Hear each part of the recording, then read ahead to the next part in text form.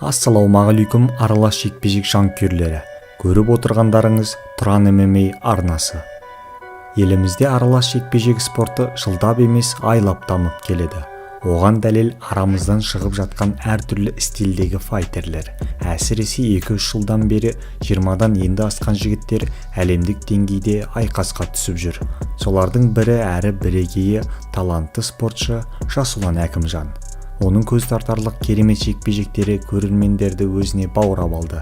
Ешкім шығып кете алмайтын ауырту әдістері мен ауыр тиетін жұдырықтары талай қарсыластың жігерін қометті. Бүгін сол тепсе темір үзетін UFC чемпионы боларлық жігіт туралы сөз қозғамақпыз. Ол үшін алдымен арнамызға жазылып, қоңыраушаны басып қоюларыңызды сұраймыз. Жасұлан Әкімжан 1997 жылы 15 наурызда дүниеге келген. Негізгі спорттық базасы еркін күрес.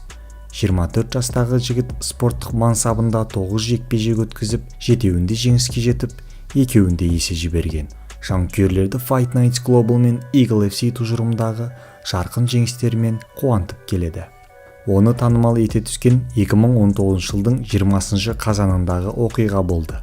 Андердог ретінде шақырылған жарысқа барып, айдаспаннан бір-ақ шығарды. Ол Арменияның мақтанышы, Олимпиаданың күміс жүлдегері Мигран Арутунянды 3-ші раундта нокаутқа жіберді. Алғашқы минуттан-ақ бірінші нөмірі болып жұмыс істей бастаған кезде дәл тиген джебінің арқасында қарсыластың мұрнын қанатты.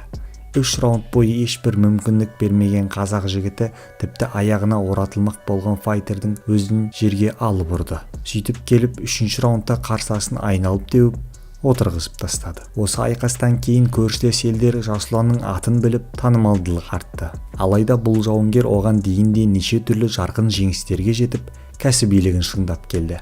Дебюттық жекпе-жегін 2016 жылы 15 сәуірде қаһарлы күрес 17 жарыс кешінде Фирус Абдуллоев атты тәжік файтеріне қарсы өткізді.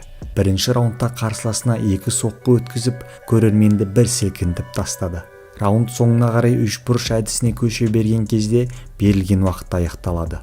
Екінші раунд басталып, қайтадан қарқын алған Жасұлан Абдуллоевті 3 бұрыш әдісіне қайта салып, берілуге мәжбүр етті.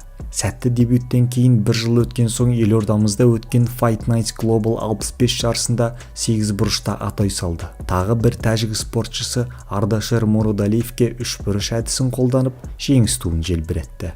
Одан кейін 2018 жылы тамыз айында Файзидин Раджабалиді жұдырықтың астын алып, әбден төпештеді. Қарсыласы қардай бораған жұдырыққа жауап қатпаған соң, төреші айқасты тоқтатты. UFC лигасы Eagle FC болып өзгергеннен кейін де сол тұжырымда қала берді. Оның үстіне өте жақсы жекпе-жектер өткізді. Жақында ғана Алматы төрінде өткен UFC 37 бәсекесінде 8 бұрышқа қайта шықты.